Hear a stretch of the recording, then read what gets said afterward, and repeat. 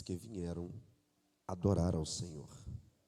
Deus seja louvado por todos que estão somando com essa mini vigília, de forma direta ou indireta. Seja Deus louvado pela vida de cada um de vocês, e eu já dispenso honras ao pastor. Deus abençoe o pastor, sua casa, sua família. Muito obrigado pelo carinho. Tá bom, o senhor está chique demais, está muito elegante, tá no estilo Bleia hoje. Deus abençoe o senhor, tá bom? Ao príncipe de Deus que saudou aqui. Se eu fosse para casa naquele momento, eu já tinha ido para casa com o meu milagre, com a minha vitória, porque eu recebi muito por intermédio dessa palavra. Deus abençoe, tá bom? Ao nosso amigo que está na retaguarda, adjunto para dirigir essa vigília, Deus abençoe também. Ao Hugo, que foi usado como ponte para que eu estivesse aqui, apesar de sermos daqui da Zona Oeste. Nós nos conhecemos lá em São Gonçalo, em um culto onde Deus trabalhou e formamos essa aliança, e Deus fortificou esse elo dessa aliança. Deus seja louvado pela sua vida, tá bom? Você que trouxe Bíblia, pegue ela, por gentileza. Quem me aguenta ouvir por 20 minutos, diga amém. Você que trouxe Bíblia, localize o livro de Lucas, capítulo 5. Eu quero pedir para o Taylor se preparar para cantar já, pode ser, mano? Depois da palavra, isso mesmo. Lucas, é o capítulo de número 5. O versículo é o versículo de número 1. E aos que encontraram, dê um sinal dizendo amém. Isso. Está escrito: e aconteceu que, o apertando a multidão para ouvir a palavra de Deus, estava ele junto ao lago de Genezaré, e viu estar 2 barcos junto à praia do lago. Os pescadores, havendo descido deles, estavam lavando as redes. E entrando num dos barcos, que era o de Simão, pediu-lhe que o afastasse um pouco da terra, e, assentando-se, ensinava do barco a multidão. E quando acabou de falar, disse a Simão: faz-te ao mar alto, e lançai as vossas redes para pescar. Respondendo Simão, disse-lhe: mestre, havendo trabalhado toda a noite, nada apanhamos, mas sobre a sua palavra lançaremos a rede. E fazendo assim, colheram uma grande quantidade de peixe, e rompia-se-lhes a rede. E fizeram sinal aos companheiros que estavam no outro barco para que os fossem ajudar. E foram, e encheram ambos os barcos, de maneira tal que quase iam a pique. Agora eu vou pedir para você pular para o versículo 10 para fecharmos a leitura.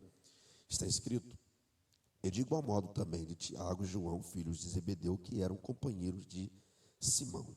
E disse Jesus a Simão: não temas, pois de agora em diante serás pescador de homens. E você diz amém. Ainda de pé, só desocupe as suas mãos, por gentileza. Olha com carinho para quem está na sua direita, com carinho para quem está na sua esquerda. Sorria para ele, sorria para ela. Igor, eu estou de máscara, não tem problema, sorria a si mesmo. Dá uma boa noite para ele, dá uma boa noite para ela. Pergunta se ele está bem, pergunta se ela está bem. Interage com quem está do seu lado, porque o inferno treme quando percebe que a gente tem comunhão com quem está do nosso lado. Diga para ele: vigília é lugar de sobrevivente. E agora diga para ele: o noivo. Não, gente, dá para pegar pesado. Acorda ele aí, diga: o noivo vai tratar com a noiva dentro de um tema. Agora eu vou pedir para você repetir o tema para ele ou para ela. Ele só está liberado para se assentar se ele entender o tema. Igor, como eu vou saber se ele entendeu ou não? É que é impossível entender esse tema sem se assentar, dando no mínimo 3 glórias para Jesus. Fechou? Olha para ele e diga: Deus usa o pequeno para confundir o grande. Aleluia.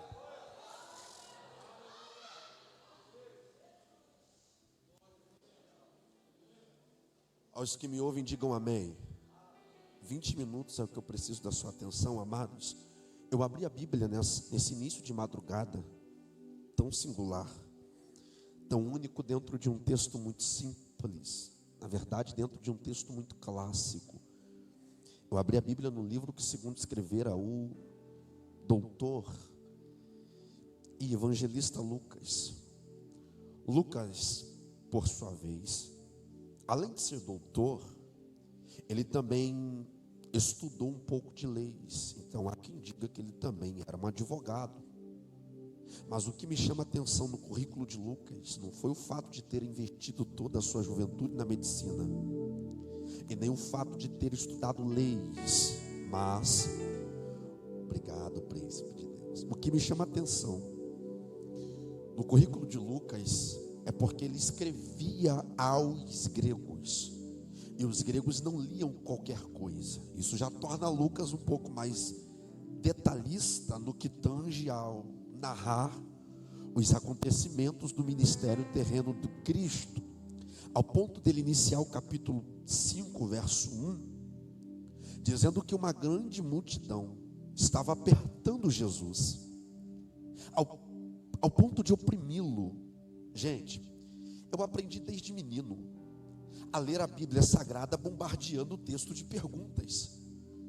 E a pergunta que surge, a pergunta que nos cabe fazer ao começar a discorrer o texto é: o que levou, o que conduziu, pastor Gilberto, o que está motivando essa aglomeração de pessoas intitulada por multidão a apertar Jesus ao ponto de oprimi-lo?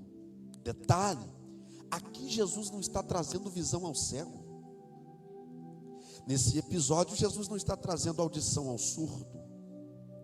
Nesse episódio, Jesus não está trazendo palavras ao mudo, passos ao paralítico, e nem vida a quem outrora estava morto. Então calma, isso aqui já muda tudo. Porque se ele não está trazendo visão ao cego, se Jesus não está trazendo audição ao surdo, se aqui Jesus não está trazendo palavras ao mudo, passos ao paralítico, e nem vida a quem estava morto, o que está levando aqui?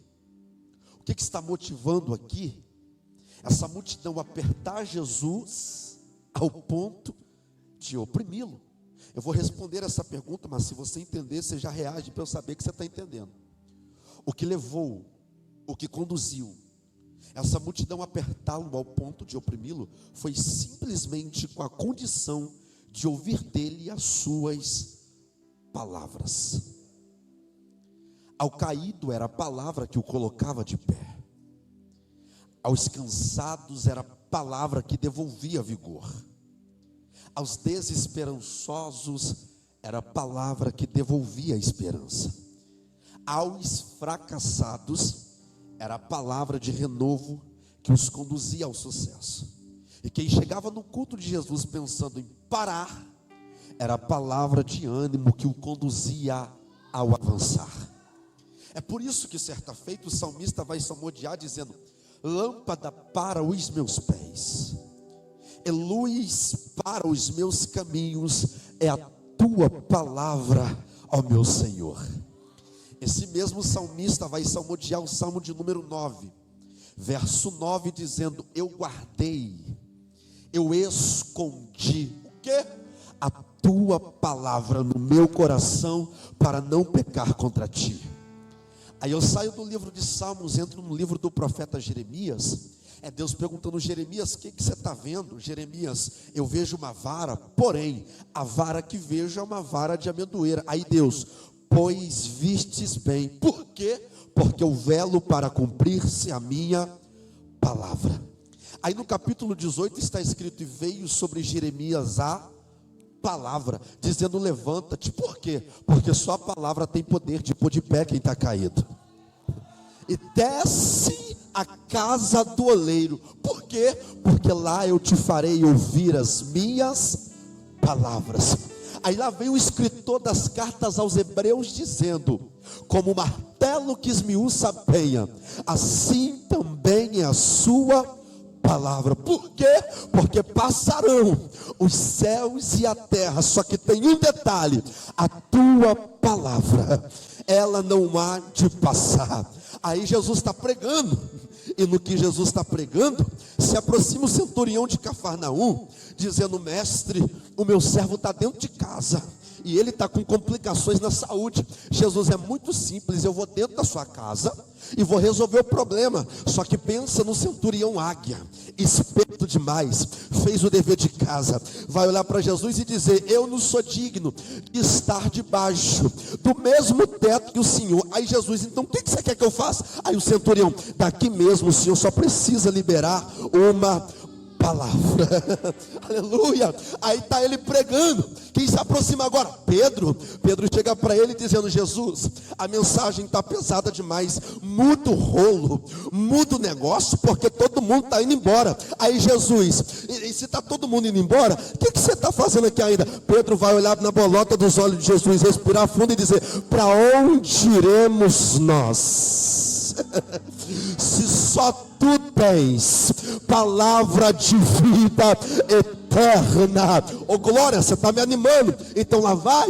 Pedro está voltando de uma noite complicada. Ele bateu rede a madrugada toda. O negócio não estava para peixe. A maré não estava muito boa, aquelas coisas que ele está acostumado. E aí ele está voltando. Maré complicada, madrugada terrível. Não bateu a meta do dia. E aí, pregador, quando ele chega na beira da praia, Jesus está com o braço cruzado, sorriso no rosto, pastor João Roberto, e dizendo: volta para o mar alto.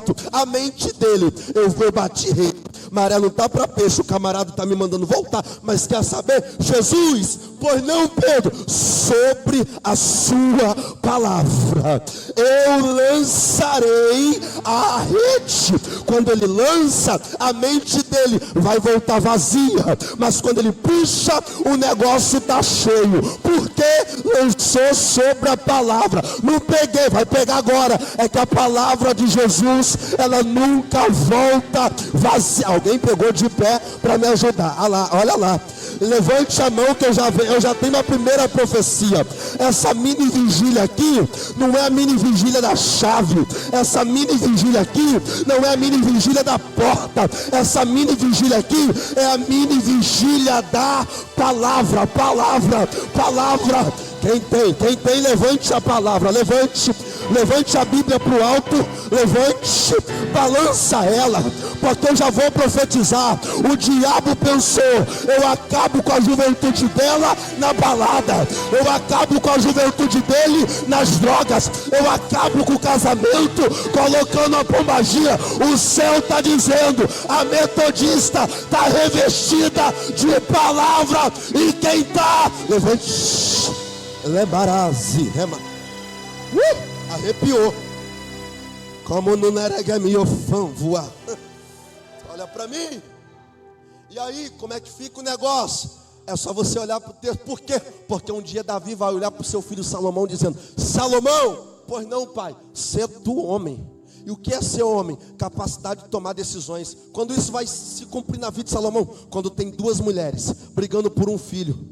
E aí, Salomão vai olhar para o servo e dizer: traga a minha espada. Detalhe: a Bíblia foi escrita em N tipos de linguagem. Dentre N tipos de linguagem eu destaco dois. Primeiro, linguagem alegórica. Segundo, linguagem figurativa. Na linguagem figurativa, a Bíblia é o pão que alimenta, mas também é a espada que corta. Repetindo, na figurativa, a Bíblia é o pão que alimenta, mas também é a espada que corta. E aí, quando ele diz: traz a minha espada, aí alguém está perguntando: por quê? Porque eu vou repartir o filho. Quando ele diz: vou repartir, aí a mãe biológica se manifesta dizendo: dá o filho para ela. Aí ele percebe: a biológica é você, o filho é seu. Não peguei. Quando ele pediu a espada mostrou quem está com a verdade.